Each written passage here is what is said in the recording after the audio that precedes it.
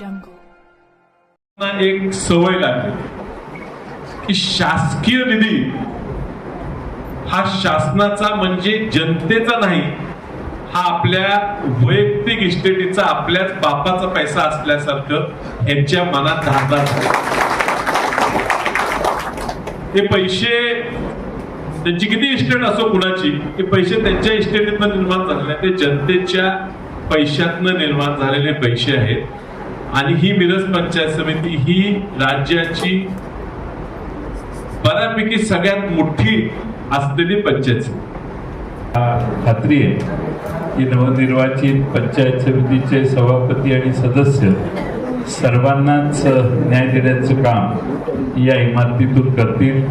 अतिशय चांगल्या पद्धतीनं इमारतीचं काम झालेलं आहे आणि चांगली व्यवस्था मिरज तालुक्यातील जनतेसाठी आज उपलब्ध होते.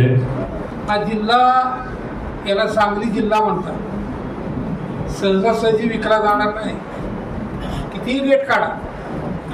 काय झालं जिल्हा परिषदेच्या निवडणुकीत? निकाल आधीच सांगितला होता काय होणार आहे ते. अशा पद्धतीने एखादं कुपमंडूपोतीचं राजकारण हे जरा थांबवावं.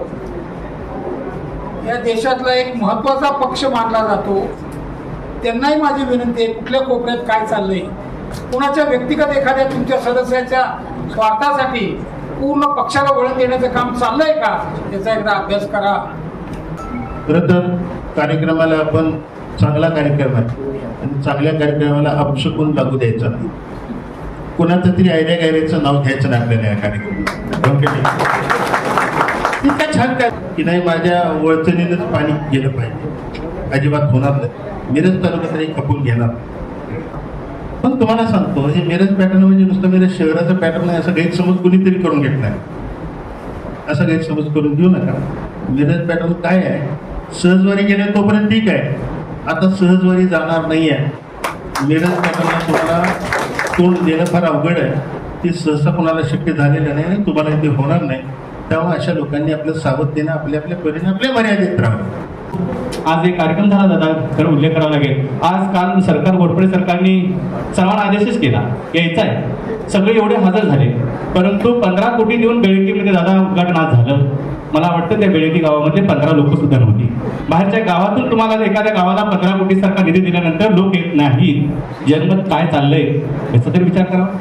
कोणाने तर ऐकायचं आणि राजकारण करायचं, टार्गेट करायचं आणि मी म्हणेल तसं चालायचं, हे चालू द्यायचं नाही. हे सरकारने जेव्हा ठरवलं तेव्हा आम्ही सर्वच नेते मंडळी व्यासपीठावर एकत्र आलेले.